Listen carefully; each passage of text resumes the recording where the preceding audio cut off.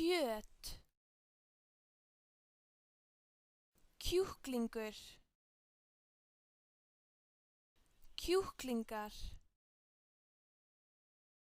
kjúklingavængur, kjúklingavængir, kjúklingaleggur, kjúklingaleggir, kjúklingabringa, kjúklingabringur, hakk, lambalæri, lambalæri, lambakótiletta, lambakótilettur, beikon, beikon,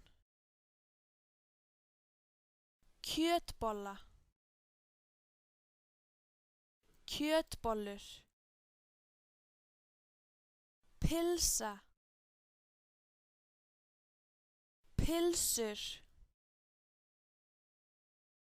svínakótiletta, svínakótilettur,